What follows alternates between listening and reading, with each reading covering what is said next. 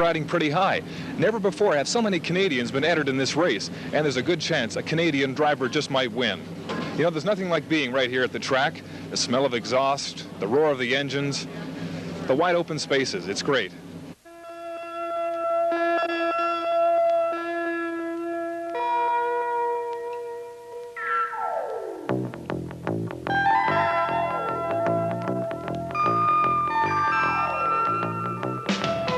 Getting here has not been that easy. The road to Mosport is a tough one, full of hazards. Design of car, selection of driver, testing of engine.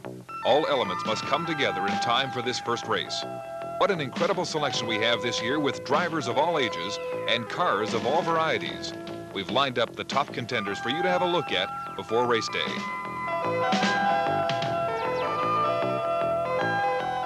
Canada's Jacques Villeneuve is the favorite heading the Labatt's Can-Am lineup.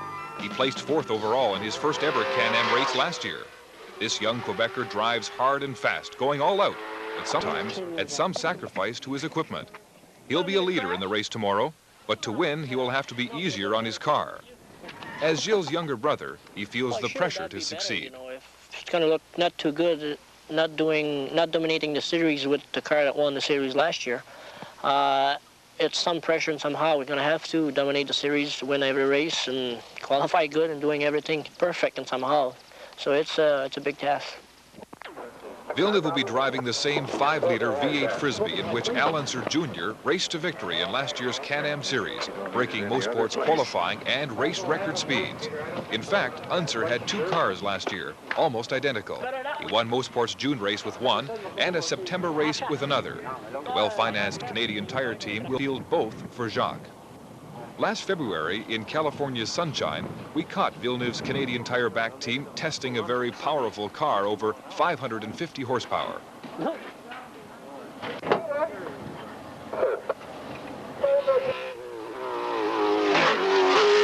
his first test ride there at Riverside, Villeneuve broke the track speed record. In spite of this, he feels it's a disadvantage not to be able to race cars in winter.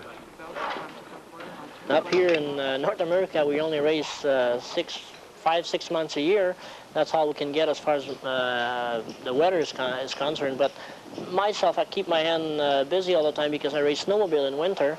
So I keep myself busy with speed, with handling powerful things. So when summertime comes, I'm still, rolling with high-speed stuff. So, but I don't really need a lot of preparation. I really do get quick at doing things. I get quick going fast or going around a car. I learn a track really fast, so I don't really need a lot of preparation. I race snowmobiles. I raced last winter. I'm going to be racing against next winter. 14 years, I think, right now for snowmobile for next winter. Then cars, I've been racing cars for 7 or 8 years this coming summer. Jacques has his eye on Formula One for the future. Like many a racer before him, Can-Am may be the stepping stone. In my case, it is, and somehow, because it's more experience for me to drive a big car with lots of power, somehow equally to Formula One. In my case, there's only one position I like to finish, it's win. It doesn't mean crashing or wins, but I'd like to win. I might settle for second place if the car doesn't want to go that any further, but winning is everything right now.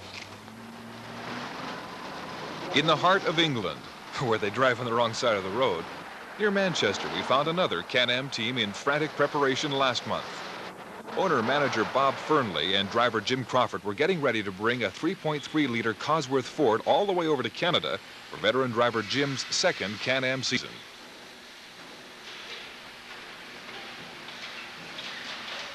Crawford, in his mid-30s, is Britain's 1982 Formula One champion, who's excited about his new car and his chances.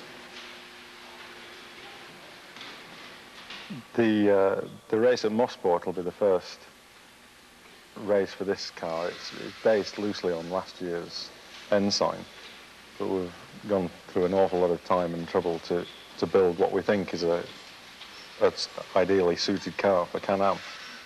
I'm looking forward to getting back to Canada, America. We did the 5 races last year just to look and see what sort of car we'd need to try and win it. I enjoyed it an awful lot. After racing in Europe for the last 10 years, I've done everything from Formula 1, Formula 3, Formula 2, and it's a new challenge. Over here it's getting very difficult to find the big budgets to race in Europe, whereas in America there's still the amateur side racing with the professional side, and it tends to be a great leveler. So it's a nice way to go for me. I can start again and maybe try and win that championship and then go on and stay out there in maybe Indianapolis, who knows. It's something I'm looking forward to. This RK 180B machine has a less powerful engine at 3.3 liters than the Frisbees and Porsches, but has been carefully designed to be very lightweight as compensation. This enlarged Formula One Ford V8 engine will not have to carry as much weight in gas as the others, and the body is not made of the traditional fiberglass. The sponsor is RK Carbon Fibers Industries, so this body will be made entirely of strong but lightweight carbon fiber, with honeycomb steel added in some areas. Crawford's new car aims for superior road holding with its ground effects design. When we filmed these scenes in England, the crew of 2 mechanics were still awaiting this body to fit over the chassis. There was worry that there would be little time for testing before the first Labatt Can-Am race. But everyone had confidence that driver Jim would do well, since he finished in the top 5 of the 5 Can-Am races he entered last year, paid all his expenses, and still came home with $30,000.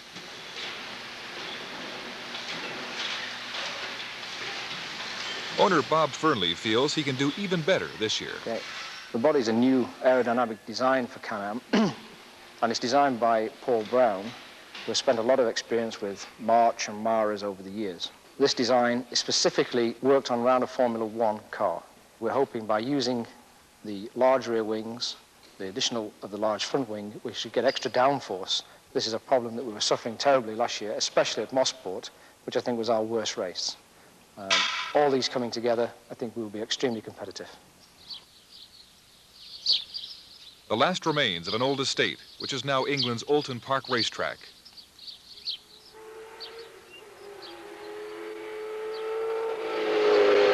Here we filmed Crawford driving the RK 180B for the very first time, even though its wings were not yet ready. Jim is an expert tester, as manager Fernley well knows. One of our main advantages having Jim Crawford as our driver. His experience over the years enables us to be able to set the car up exactly right to his instructions.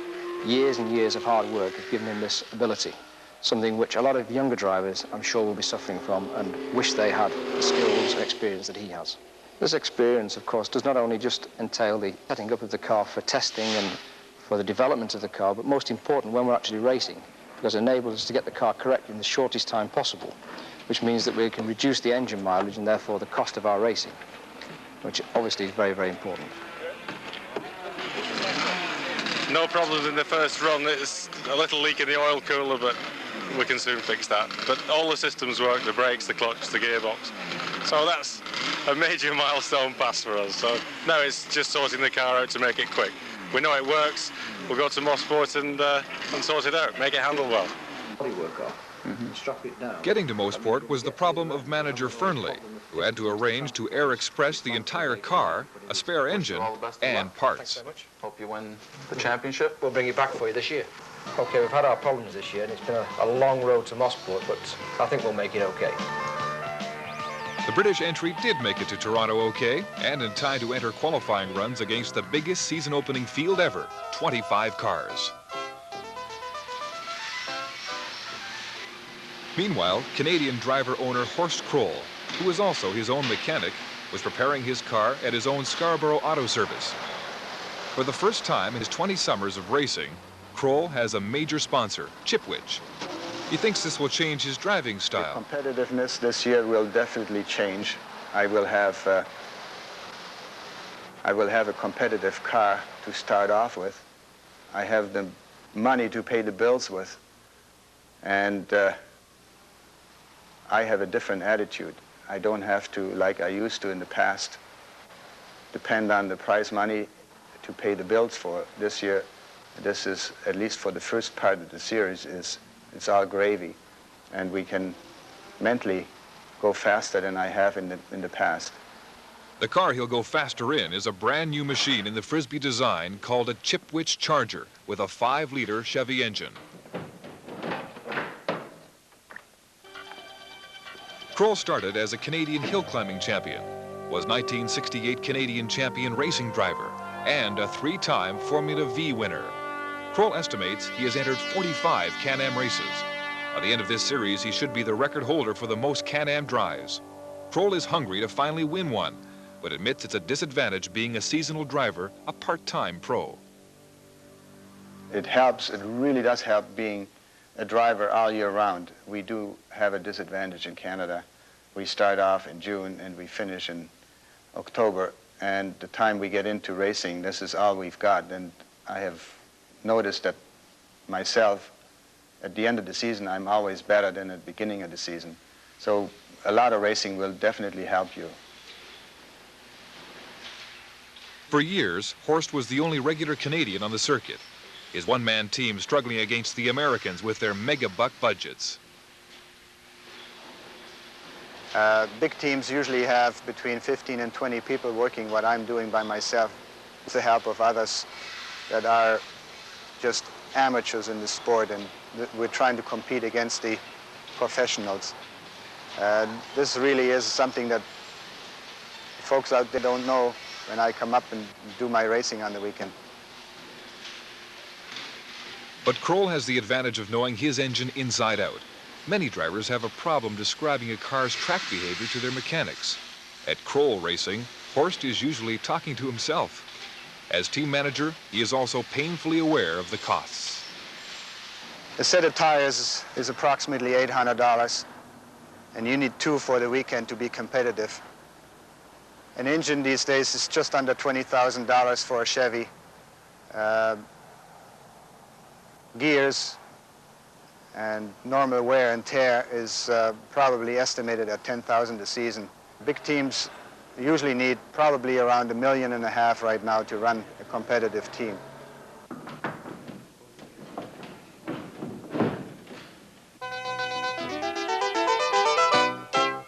Back in England just a few days ago at the world-famous circuit Silverstone, a second British Can-Am team was preparing their entry. Home of this year's British Grand Prix, this former World War II airbase has 3 miles of tarmac and is the ideal testing ground for new machines.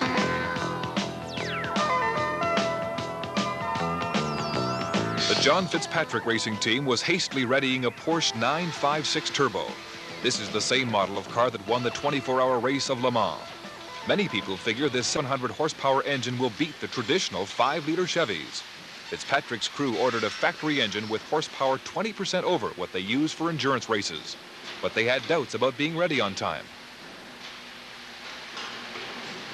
Yeah, we would have liked to have done quite a bit more pre-race testing for Mosport, but during the actual situation as it is, we've just had no time at all, and in fact we're really up against it to get the car there at all. Due to releases from the factory in Germany and getting of the actual Can-Am engine, which is an engine with higher compression ratio and larger turbos than we use in Group C. So all in all, you know, if we're out and rolling on Wednesday at Mosport, we'll be pretty happy. Fitzpatrick would be happy too. The Labatt Can-Am would be the first for this 2-time European GT champion, who is a full-time professional driver.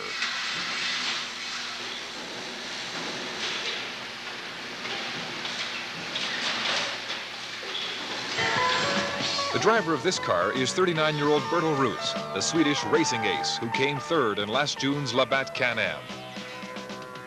Last week at Mosport, our cameras caught him about to test drive his radical new catamaran car for the first time ever.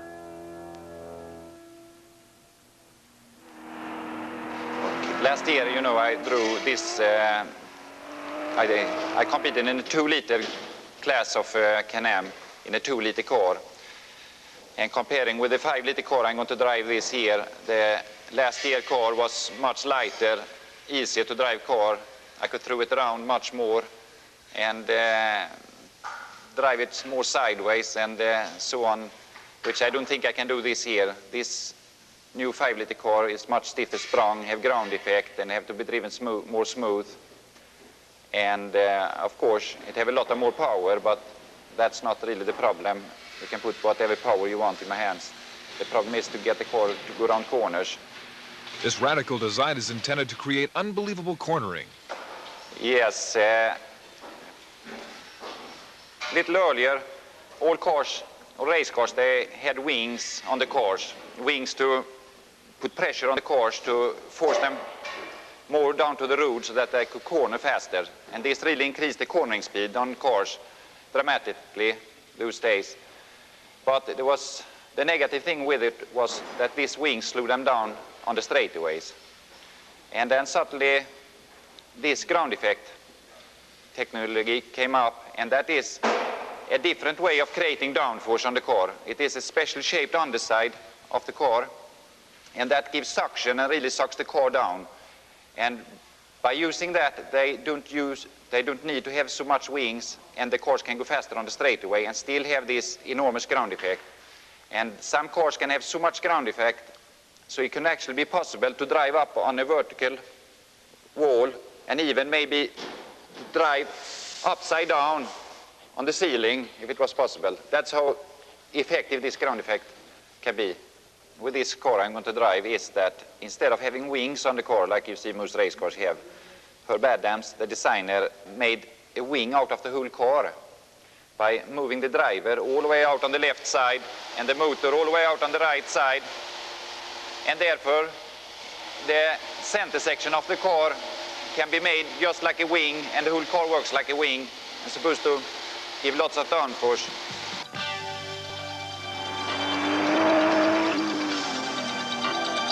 But Bertil has decided not to drive the catamaran. He found it too hard to control in the corners sitting so far to the left of the vehicle, and the ground effects was not to his taste. Pro driver Milt Minter of Fresno, California has been called in at the last minute to replace him before qualifying. Oh, well, it's different. It sure is different, but I think it'll work out. It'll be all right.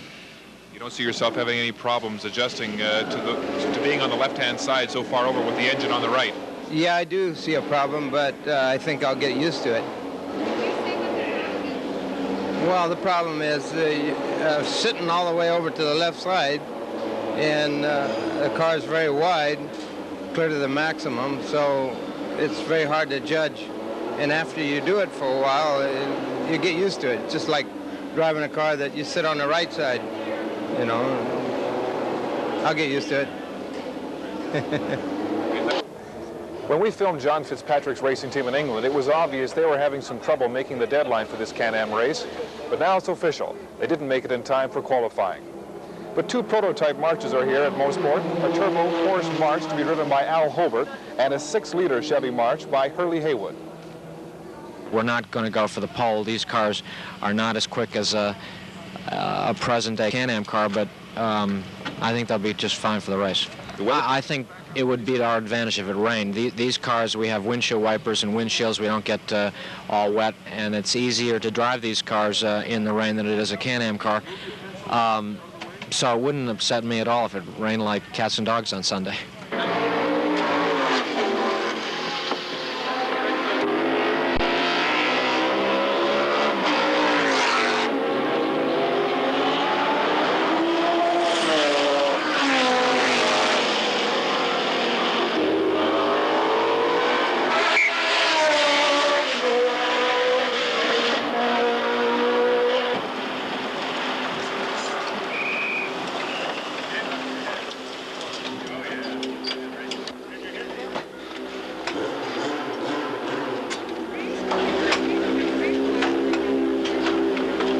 Better with the wing like this. It feels a little better? Well, it must be. Going faster, you know. Yeah. It is better. But all the balance is good in the high speed? Oh, yeah. Is it staying off the ground in the low speed stuff? It's not banging the tub? It's really tricky here, like you can see. Oh, well, yeah, we see that. It's a very impressive car to drive, and it's very, very quick. That's right. The talk around here is that you've got a pretty hot vehicle. What do you feel about your chances? Well, I feel pretty good. I mean, I know Jacques Villeneuve, it's my biggest competitor, and he has quite an advantage on me. Practice, he had 2 days of testing. So far, I didn't. It was my first time out today. Actually, I'm quite happy at what I did this morning. First time out, I think we did some good times. Hopefully, we'll be able to improve our time and be able to compete against Jacques, you know. Is Villeneuve the man to beat? Oh, definitely is the man to be. He has the right equipment, he has the talent, Jacques is quick. I race against Jacques often, we always had good race, hopefully we'll be able to have another one today.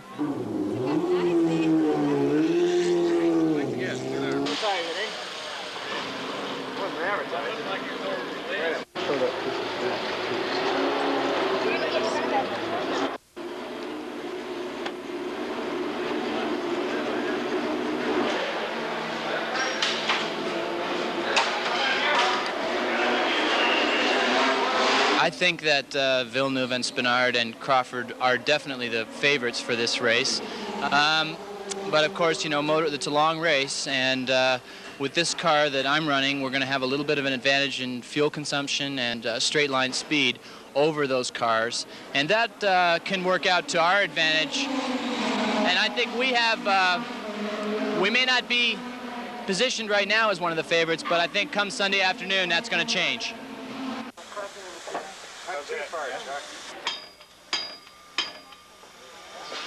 Maybe a little bit. Okay. That's fine. We have about 7 minutes left, so we're going to have to hurry up here. All right. Yeah, what was my time? 17.5 on lap 2.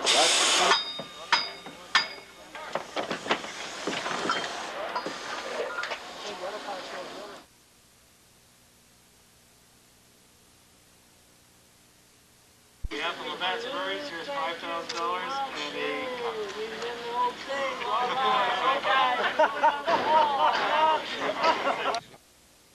If you can't be here, you can watch race highlights on Sports Weekend later this month. We'll have our cameras in the pits and in some of the cars. This promises to be a no-holds-barred 60-lap thriller, and this could very well be the year of the Canadians. Mark Lee, CBC Sports, Mosport, Ontario.